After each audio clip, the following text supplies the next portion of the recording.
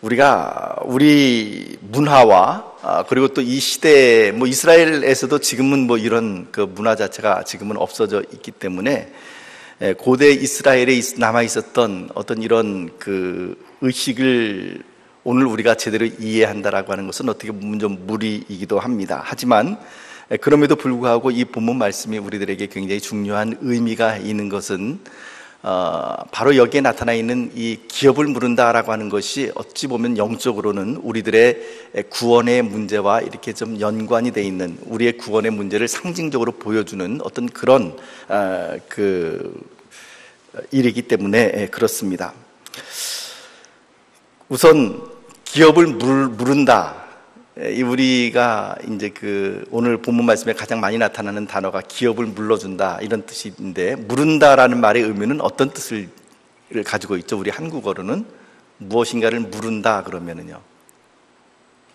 예를 들면 책을 제가 샀습니다. 근데 이 책을 내가 이 책 물러야 되겠어. 이 책 물을 거야. 이렇게 책을 물릅니다. 그럼 어떤 일이 일어나는 거죠? 이 책을 원래 있던 자리에 놔두고, 그러니까 서점이라든지 어디든지 있던 자리에 놔두고 제가 지불했던 돈을 다시 받아오는 거죠. 그래서 물은다라고 하는 것의 의미는 한국어로도 그렇죠. 무엇인가를 일어났던 일들을 원위치 시킨다라고 하는 것을 의미하기도 합니다. 기업을 물은다라고 하는 것은 기업을 원위치 시킨다라고 하는 그런 의미겠죠. 그러면 기업을 물러주는 것을 가알이라고 하는 단어를 히브리어로는 쓰고요. 그리고 기업을 물러주는 사람을 고엘이라고 표현을 합니다. 근데 이 고엘이라고 하는 이 기업을 물은다라고 하는 물러주는 사람이라는 이 단어가 굉장히 중요한 것은 이제 후대로 가면서 이 고엘이라고 하는 단어가 속량자, 구속자, 그래서 메시아에게 적용되는 그런 단어이기 때문에 더욱더 그렇기도 합니다. 기업을 물른다라고 하는 말의 의미는 구약시대에서 특별히 이제 이 룻기를 배경으로 할 때에 세 가지 의미를 가지고 나타납니다. 첫째는 누군가 빚을 졌습니다. 근데 이 빚을 졌는데 이 빚을 갚을 길이 없어요. 그러면 요즘 한국적인 상황에서는 어떻게 합니까? 빚을 못 갚으면 뭐를 할까요? 파산 신고를 하고 개인 회생 전 어떻게 하는지는 모르겠습니다만 아무튼 파산 선고를 해서 이렇게 일을 진행시켜 나가겠죠.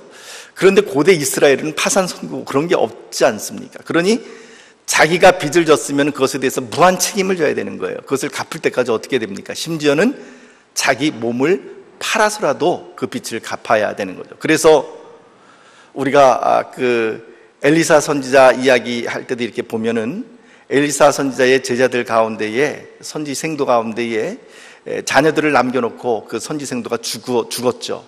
그런데 죽었는데 뭐를 남겨놓고 죽습니까? 빚을 남겨놓고 죽습니다.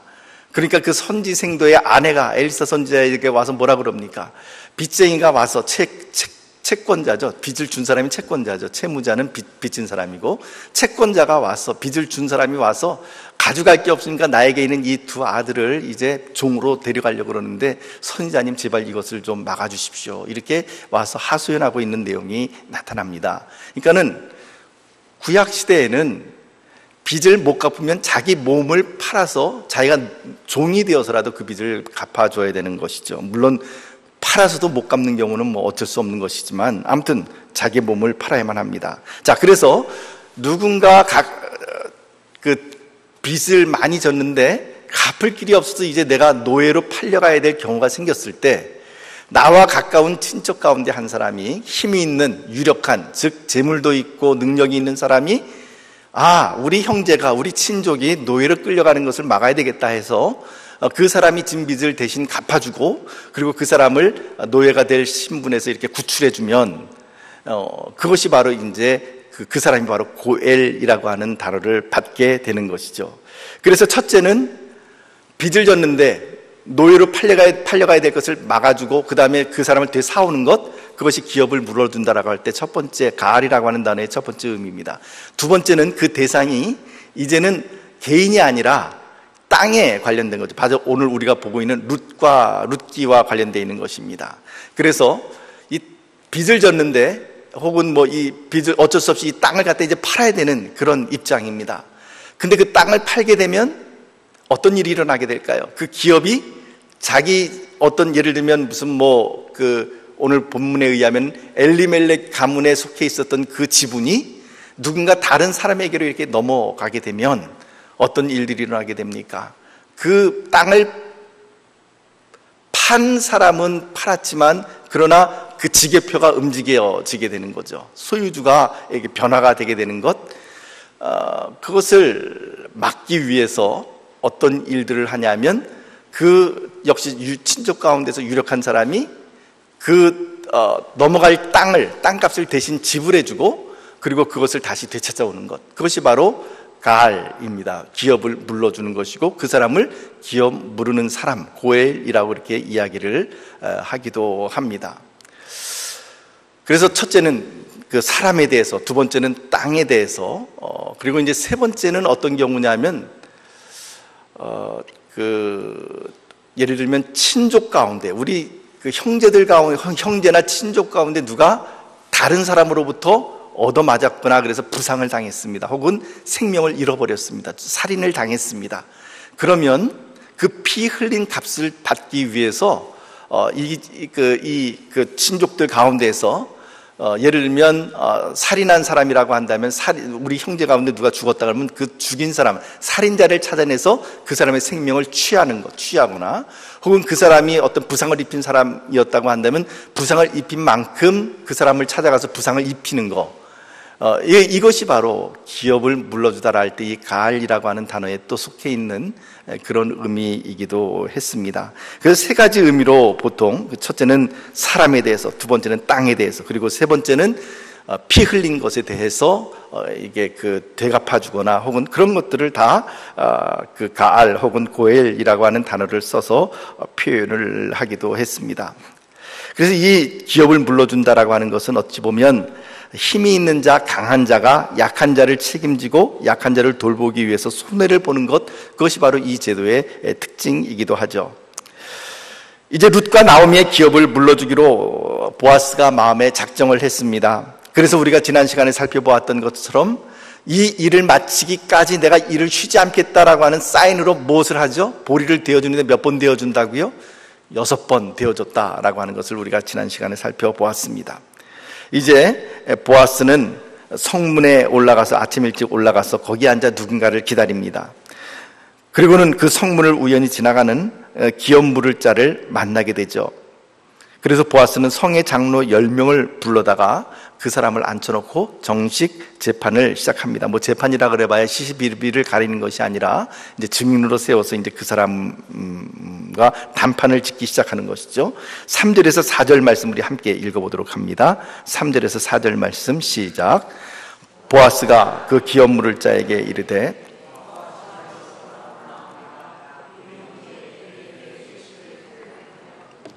내가 여기 앉은 이들과 내 백성의 장로들 앞에서 그것을 사라고 내게 말하여 알게 하려 하였노라. 만일 내가 물으려면 물으려니와 만일 내가 물으지 아니하려거든 내게 구하여 알게 하라. 내 남은 나요 그 외에는 물을 자가 없느니라 하니 그가 이르되 내가 물으리라 하는지라. 원래 보아스가 이 첫 번째 권리를 갖고 있는 사람에게 당신이 그 기업을 물으시려면 물으십시오라고 물었을 때, 요청했을 때 보아스가 내심 바라고 있었던 대답이 무엇일까요? 어떤 대답을 원했을까요? 보아스는 내가 물으리라 이거 대답을 원했을까요? 아니면 내가 물으지 않으리라 이 대답을 원했을까요? 내가 물으지 아니하리라 이 대답을 원했는데 오늘 첫 번째 아주 시원시원하게 이 사람이 뭐라고 얘기를 합니까? 첫 번째로 내가 물으리라 이렇게 답변을 했습니다. 굉장히 난감한 일이죠. 이게 물으지 아니하리라 이래야지 이게 정답인데 눈치 없이 이 사람이 내가 물으리라 이렇게 이야기를 한 거죠. 이 사람 입장에서는 왜 자기가 기업을 물러주겠다라고 얘기를 했을까요? 이 사람의 내심에는 이런 마음이 있었던 것 같아요. 자, 지금 엘리멜렉의 기업을 물러주면, 즉 돈을 주고 그 기업, 그 땅을 사게 되면 이제 그 기업은 누구의 것이 됩니까? 자기의 것이 되죠. 그런데 자기의 것이 영원히 자기의 것이 아니죠. 왜냐하면 희년이 되면, 최대한 희년이 되면 그거 다시 돌려줘야 되죠. 그런데 이 지금 문제는 엘리멜렉의 가문 가운데 지금 남아있는 후손들이 없다라고 하는 것입니다. 유일하게 남아있는 그 여인이 지금 나오미라고 하는 여인인데, 이 나오미를 데리고 오게 되면 그 나오미를 통하여 자녀를 낳을 수 있을까요? 자녀를 낳을 수가 없죠. 왜냐하면 룻기 1장 12절 말씀 보면은 그 나오미가 룻하고 오르바 그 두 며느리에게 이렇게 이야기하는 것을 볼 수가 있습니다. 내 딸들아 되돌아가라. 나는 늙었으니 남편을 두지 못할지라. 이렇게 지금 이야기하고 있는 것을 볼 수가 있습니다. 그러니까는 지금 그러니까 나오미가 시집을 간다 하더라도, 그러니까 그 형사치수제에 의해서 지금 이 첫 번째 그 권한을 갖고 있는 사람의 집에 들어간다 할지라도 나오미가 자녀를 낳을 수 있는 가능성이 물리적으로는 별로 없다라고 하는 것이죠. 그러니까 어떻게 됩니까? 자녀를 나오미가 낳지 못하면 어떤 일들이 일어날까요? 이제 그 기업은 영원히 자기의 기업이 되어버리는 것입니다. 그러니까 이 사람은 아주 자신만만하게 내가 물으리라 라고 이야기를 하고 있는 것이죠. 어떻게 보면 이 사람 입장에서 보면 이것은 양수겹장입니다. 한 번에 두 가지 일을 잘 해치울 수 있는 것이죠. 첫째는 기업을 물러줌으로 인하여서 저 사람은 하나님의 말씀을 따라서 잘 순종할 줄 아는 사람, 하나님의 말씀을 따라 자기의 권리를 자기의 의무를 행하는 사람이라고 하는 그런 명예를 얻을 수 있는 그런 절호의 찬스였고, 두 번째는 그 또 막대한 돈을 지불하고 나오미가 지금 팔려고 하는 그 엘리멜렉의 기업을 산다 할지라도 그것이 누구에게로 넘어가는 것이 아니라 자기의 기업으로 이렇게 영원히 남게 될 가능성이 훨씬 높았기 때문에 지금 이 사람 입장에서는 이런 걸 뭐라 그러죠? 한국 속담으로는 한 번에 두 가지를 잘 하는 걸 뭐라 그럽니까? 도랑치고 가재 잡고 마당 쓸고 돈도 줍고 뭐 이런 말을 쓰는 거죠. 그런 식으로 한 번에 두 가지를 아주 해치울 수 있는 절호의 찬스였습니다. 율법을 잘 지키는 자라는 명예도 얻고, 그리고 합법적으로 자기 자신과 자기 가문 소유의 땅을 넓힐 수 있는 좋은 기회였습니다.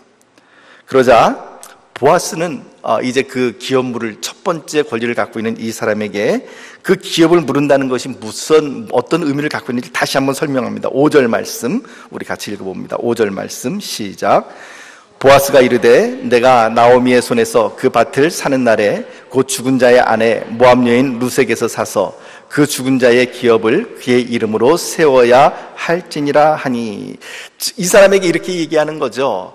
오케이. 당신이 지금 기업을 물으겠다 그러는데 그 의미는 지금 이것입니다. 당신이 나오미의 손에서 그 밭을 사는 날에는 누구를 데리고 와야 되냐면 나오미뿐만 아니라 나오미에게 지금 딸려있는 그 모압 여인 룻을 데리고 와야 되고, 그 룻에게서 만약에 자녀가 나온다고 한다면 이제는 그 죽은 자의 기업을, 지금 당신이 살려고 하는 그 나오미의 기업을 죽은 자의 이름으로 그러니까 자손도 그 죽은 자의 이름으로 세워야 하고 그 죽은 자의 기업으로 다시 다 독립시켜야 된다라고 하는 것을 말을 해주고 있는 것이죠. 달리 이야기하면 이제 당신이 엘리멜렉의 소유지를 산다는 것은 엘리멜렉의 죽은 아들, 즉 말론의 아내였던 이방 여인 룻과 결혼을 해야 되고, 그녀와 결혼해서 자녀를 낳게 되면 그 자녀를 엘리멜렉 가문의 자녀로서 인정하고 보내주어야 되고, 그리고 그 자녀에게 당신이 값주고 산 이 엘리멜렉의 모든 소유지를 다 상속시켜서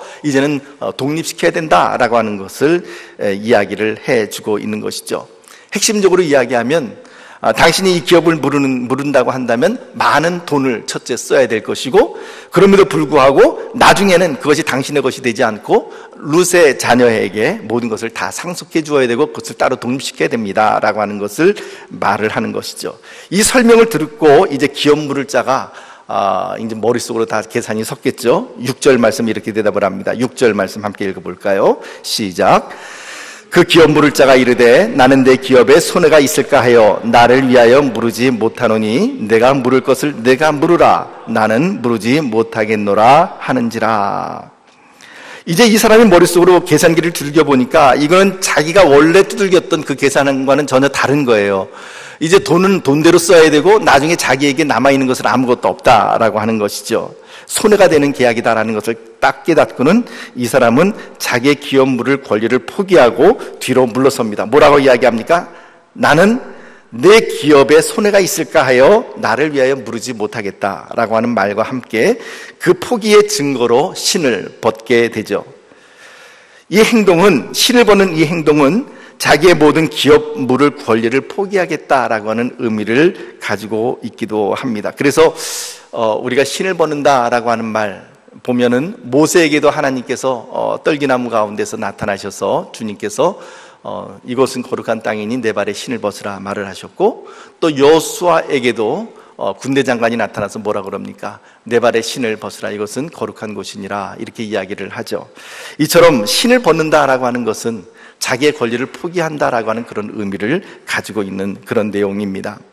사랑하는 성도 여러분, 우리는 이 기업 물을 자의 그 첫 번째 권리를 갖고 있는 이 사람의 모습 가운데서 오늘 우리들의 모습을 너무나도 확연하게 바라보게 됩니다. 그것은 무엇입니까? 우리는 너무나도 사리 판단을 잘합니다. 나에게 무엇이 이득이 되는지, 무엇이 이득이 되지 않는지를 너무나도 계산기를 잘 두들깁니다. 그래서 나에게 이득이 되는 일이라고 한다면 물불 가리지 않고 덤벼들지만, 그러나 나에게 조금이라도 손해가 보는 일이라고 한다면 언제든지 가차없이 그 일 가운데서 물러나게 되는 것이죠. 심지어는 그것이 주님께서 원하시는 일이라 할지라도 거기에서부터 물러나게 되는 것이죠. 그것이 바로 이 신을 벗은 자, 그리고 자기가 해야 될 율법의 의무를 올바로 이행하지 않는 그런 사람의 모습 가운데서 살펴볼 수 있는 오늘날 우리들의 또 다른 모습이기도 합니다. 이 사람이 너무나도 어리석은 사람일까요? 아닙니다. 이 사람은 세상적으로는 굉장히 똑똑한 사람이죠. 여러분들도 마찬가지 아니겠습니까? 누군가 여러분들이 한 10만 원, 20만 원도 아니고 몇 천만 원 혹은 몇 억을 들여가지고 그 땅을 사가지고 나중에 그 땅을 누군가 다른 사람의 이름으로 다 그것을 독립시켜버려야 된다고 한다면 여러분들 하실 수 있겠습니까? 그거 안 하죠. 우리가 바보입니까? 그런 일을 안 하죠. 그런데 바로 오늘 이런 그 이해 판단을 바로 이 첫 번째 권리를 가지고 있는 사람이 똑같이 한 것입니다. 문제는 그 사람이 똑똑한 일을 했지만, 그러나 이 사람이 행하려고 했던 그 일은 하나님의 뜻과는 어긋나는, 하나님의 뜻과는 맞지 않는 그런 방향이었다라고 하는 것입니다. 하나님께서는 어떻게 해요? 내 형제의 기업이 넘어가는 것을 네가 손해를 보더라도 그것을 잡고 그리고 그것을 다시 되돌려 놓아야 된다라고 하는 것이었는데, 이 사람은 그 일을 행하지 않습니다. 그렇게 똑똑한 사람, 자기 자신과 자기 소유의 손해가 생길까봐 피하고 있는 이 사람을 성경이 어떻게 평가하고 있는지 4장 1절 말씀 우리 통해서 한번 봅시다. 4장 1절 말씀 우리 같이 한번 읽어봅니다. 4장 1절 시작. 보아스가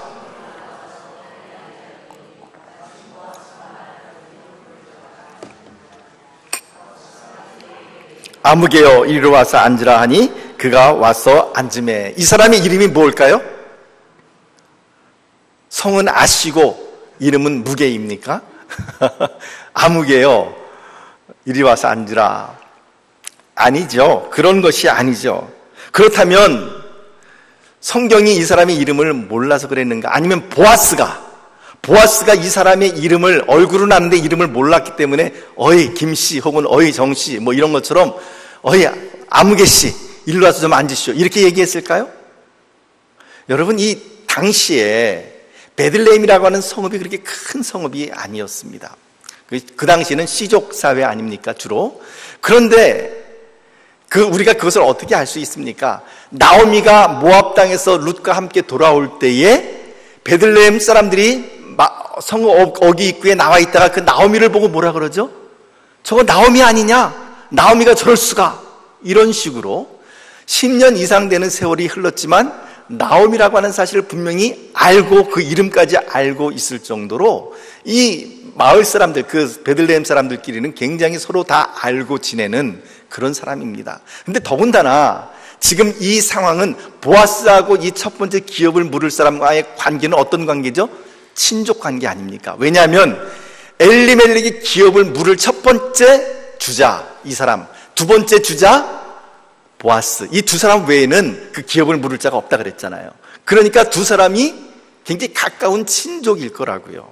그럼에도 불구하고 보아스가 아무개씨 이리 와서 앉으세요 이렇게 얘기를 했겠습니까? 아니죠. 이름을 알고 있었을 것이고 이름을 불렀을 거예요. 그런데 그럼에도 불구하고 성경 말씀은 오늘 그 사람의 이름을 기록하고 있지 않습니다. 아무개요라고 그냥 그렇게 이름을 이름 대신에 아무개로 대치하고 있는 것이죠. 히브리어로는 아무개에 해당되는 단어가 플로니 알모니라고 하는 단어예요. 우리식으로 하면 뭐 한자 수로 하면 장삼 이사 정도에 해당되는 그런 단어죠. 플로니 알모니, 그냥 뭐 이름 알 필요 없는 별로 중요하지 않은 사람, 그런 사람 플로니 알모니 이렇게 그냥 시장에 막 지나다니는 아무나 누구 뭐 이런 식이죠. 이 아무개로 기록한 성경의 의미는 무엇이겠습니까?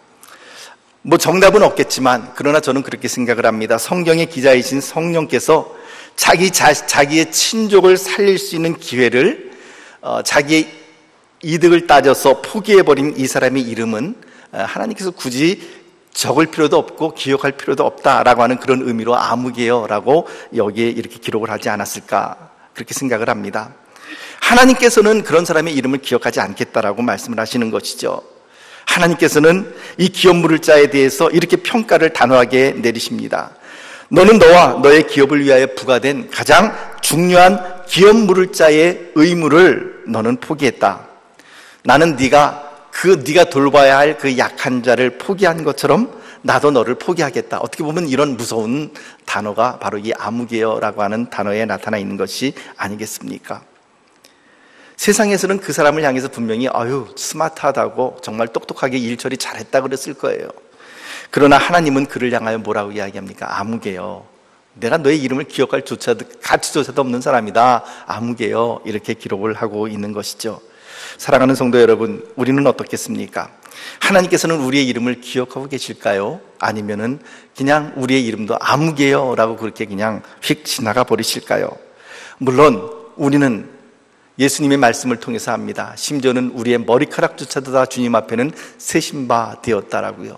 그런데 우리가 마땅히 해야 할 우리의 약한 자들을 향한 의무를 도외시해 버리게 되면 주님께서도 우리를 어쩌면 아무개요라고 그렇게 부르실 수도 있겠다라는 생각을 해봅니다. 사랑하는 성도 여러분,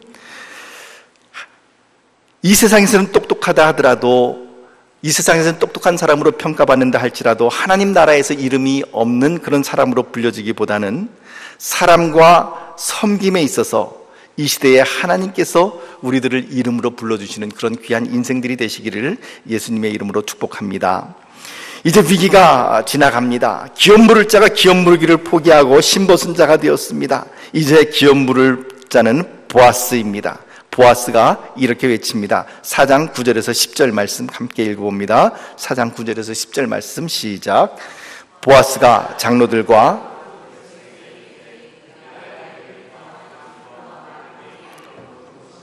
나오미의 손에서 산 일에 너희가 오늘 증인이 되었고, 또 말론의 아내 모압 여인 룻을 사서 나의 아내로 맞이하고 그 죽은 자의 기업을 그의 이름으로 세워 그의 이름이 그의 형제 중과 그곳 성문에서 끊어지지 아니하게 하매 너희가 오늘 증인이 되었느니라 하니, 보아스는 장로들과 그리고 그곳에 모인 백성들을 향해서 이 일에 증인이 되어줄 것을 요청합니다.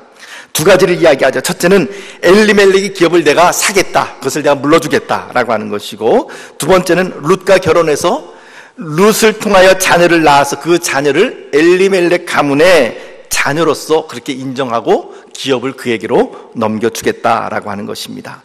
어떻게 보면 이런 행위는, 이런 기업 무르기를 행하는 보아스의 모습은 어찌 보면 참 바보 같다, 세상 평가로는 바보 같다라고 그렇게 이야기하게 할 것이라 생각을 합니다. 보아스의 이 선택은 자기와 자기 기업에는 아무런 도움이 되지 못합니다. 오히려 손해를 끼치는 일이죠. 하지만 하나님의 명령을 따라서, 그리고 엘리멜렉 그 가문을 다시 세우기 위하여 그는 자원해서 바보가 되는 그런 선택을 선택하게 됩니다. 사랑하는 성도 여러분, 주님의 몸된 교회는 어떻게 세워지고 또 어떻게 부흥하게 될까요? 어떻게 하면 교회가 따뜻한 교회가 될까요? 세상적으로 똑똑하고 유능한 사람, 그리고 재물이 많은 사람, 그리고 또한 의사나 변호사나 정치인이나 이런 사람들이 많이 나오는 교회가 좋은 교회, 그리고 부흥하는 교회일까요? 교회는 그렇게 부흥한다고 생각을 하지 않습니다. 주님의 몸된 교회는 어떤 교회가 정말로 부흥하는 교회고 어떤 교회가 정말 따뜻한 교회이고 행복한 교회인가, 이런 보아스 같은 바보들이 많은 교회, 그런 교회가 정말로 많은 따뜻한 교회이고, 그런 사람들이 많을 때 그런 교회는 또한 부흥이 되리라고 믿습니다. 긍휼과 자비의 마음으로 하나님의 말씀을 지키기 위해서 자신이 기꺼이 손해보려고 하는 바보들이 많아야 공동체가 아름다워집니다. 공동체가 따뜻해집니다. 어떻게 보면 이 가운데 있는 우리들 가운데도 그런 바보들이 참 많이 있으리라고 생각을 합니다. 참으로 하나님의 몸된 교회를 위해서 물질을 내고, 그리고 또한 시간을 내고 몸을 바쳐서 주님 앞에 헌신하는 그런 바보들이 있어서 평택제일교회가 지금까지 이와 같이 나오지 않았겠습니까? 그런 의미에서 본다면 우리가 주님으로 모시고 있는 예수님도 어떻게 보면 참 바보가 아닐까라는 생각을 합니다. 빌립보서의 말씀에 의하면 그는 근본 하나님의 본체이십니다. 그 말의 의미는 그는 하나님이시라는 것이죠. 그분은 하나님이시고 그분은 우주의 창조주이시고 우주의 왕이십니다. 인간이 죽든 말든 그냥 그분은 상관없이 얼마든지 경배를 받을 수 있고 얼마든지 높임을 받을 수 있는 분이 바로 우리 주 하나님이시고 예수 그리스도이십니다. 그런데 그분이 이 땅에 내려오셔서 십자가를 지고 죽으셨습니다. 바보입니다. 그분의 오심을 성경이 이렇게 증거합니다. 로마서 5장 6절에서 8절 말씀 우리 같이 읽어봅니다. 5장 6절에서 8절 말씀 시작. 우리가 아직 연약할 때에 기약대로 그리스도께서 경건하지 않은 자를 위하여 죽으셨도다. 의인을 위하여 죽는 자가 쉽지 않고 선인을 위하여 용감히 죽는 자가 혹 있거니와 우리가 아직 죄인 되었을 때에 그리스도께서 우리를 위하여 죽으심으로 하나님께서 우리에게 대한 자기의 사랑을 확증하셨느니라. 이 말씀의 의미는 무엇입니까? 어찌 보면 정말로 놀라운 의인을 위해서라든지 정말로 착한 사람을 위해서라면은 누군가 자기 자신의 생명을 대신해서 그런 사람을 위해서 죽어줄 수 있는 사람이 혹시 있을지 모르지만, 그런 사람 찾지도 못하겠지만 혹시 있을지 모르지만, 그러나 예수님께서 그분의 생명을 우리들에게 쏟아주실 때 우리들의 모습은 어떤 모습이었는가? 6절 말씀 보면 우리가 아직 연약할 때였다. 8절 말씀 보면 우리가 아직 죄인 되었을 때였다라고 말을 합니다. 우리가 아직 주 하나님과 원수되었을 그때에 하나님께서는, 예수 그리스도께서는 우리를 위하여 십자가를 지셨다라고 하는 것입니다. 여러분, 이것이 바보가 아니겠습니까? 정말로 우리가 예수님께서 죽어줄 만한 그런 가치가 있는 사람들이라고 한다면 그렇게 혹시 예수님께서 십자가를 지실 수도 있었겠다라고 이야기를 할 수 있을지 모르겠지만, 그러나 우리는 주님께서 죽으실 만한 그런 가치 있는 인생들이 아니었습니다. 우리는 살아서 끊임없이 죄에게 종노릇해야 되고 죄삭신 사망 가운데에서 두려움 속에서 살다가 영원한 사망의 지옥에 갈 수밖에 없는 본질상 진노의 자녀들이 바로 우리들이었습니다. 그런데 그런 우리를 살리기 위해서 예수 그리스도께서는 하늘보좌를 버리시고 이 땅의 가장 낮은 베들레헴의 말구유에 오신 것이죠. 그래서 예수님도 어떻게 보면 참 바보입니다. 그런데 주님 앞에 우리가 만약에 이런 질문을 한다면, 주님, 왜 그럴 만한 가치가 없는 나를 위해서 주님께서 죽으셨습니까? 훗날 우리가 천국 들어가서 예수님을 만나게 되면 한번 이 질문을 한번 해봤으면 좋겠어요. 그 질문하면 우리 주님께서 뭐라고 대답을 하실까요? 주님, 왜 사람 같지 않고 그리고 구원해 줄 만한 가치가 없는 나 같은 사람을 주님께서 위해서 십자가에서 못 박혀 돌아가셨습니까? 왜 피를 흘려주셨습니까? 라고 질문한다면 예수님이 뭐라고 답변하실까요? 아마 저는 10중 8구 예수님께서 이렇게 답변하시리라고 생각을 합니다. 너를 사랑해서 이렇게 말씀하실 것 같아요. 사랑에는 이유가 없기 때문에 그런 것이죠.